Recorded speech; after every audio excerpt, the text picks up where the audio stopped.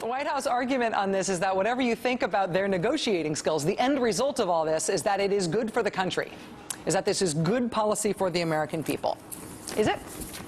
Joining us now is Simon Johnson. He's the former chief economist for the International Monetary Fund. He's now a professor of economics at MIT, as well as a contributing business editor at the Huffington Post. In other words, he is way, way overqualified for a discussion that started with a really bad, long cheese metaphor. Professor Johnson, thank you very much for joining us tonight. Nice to be with you. Am I right that from what we know about this deal, that none of it is offset? This is just $900 billion added to the debt?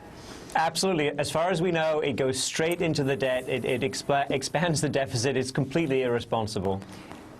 Give us a perspective on how big adding $900 billion to the debt is. $900 billion is obviously a big number. All the debt and deficit numbers seem sort of equally big from a human distance. How big a deal is this in terms of adding to our debt problem?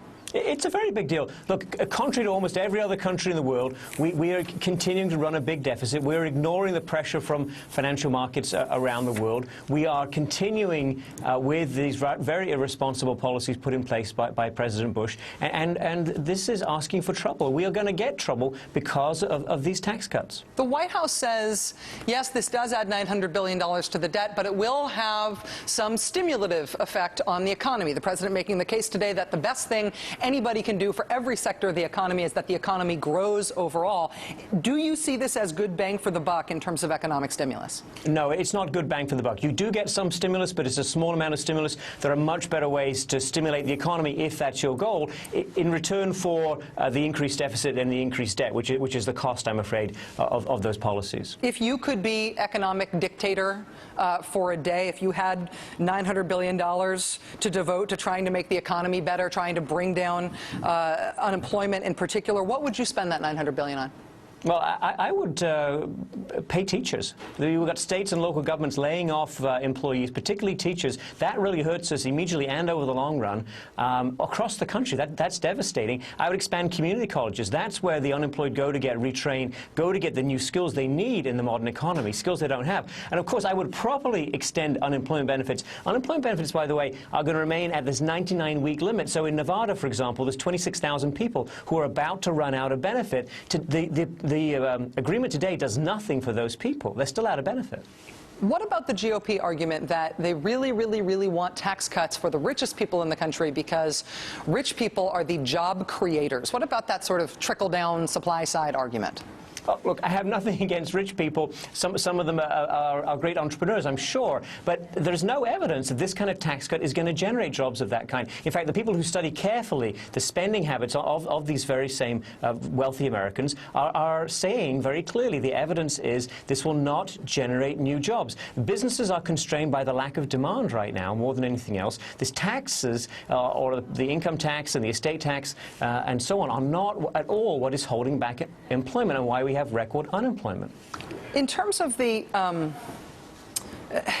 what the U.S. situation with tax rates right now, when you hear people who are arguing for tax cuts, they talk about our country as if we have unreasonably high taxes compared to other major economies in the world. When you talk about people who are willing to see tax rates go back up, people talk about them as if they're contextualizing them as relatively reasonable. What is your view in terms of the overall size of the U.S. tax burden right now? Do we have high taxes?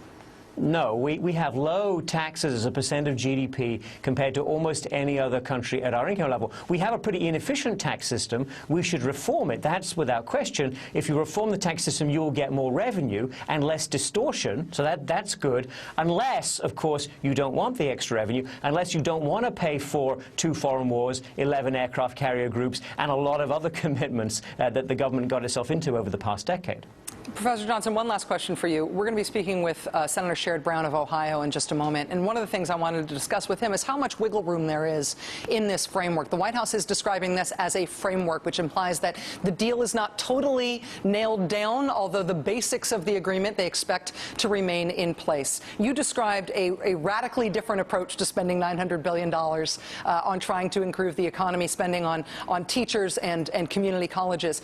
Is there something that within this this basic framework could be done to significantly improve it, to make it more stimulative, to make it worth more in terms of what we're spending here? Or is the overall framework just too toxic to do any good?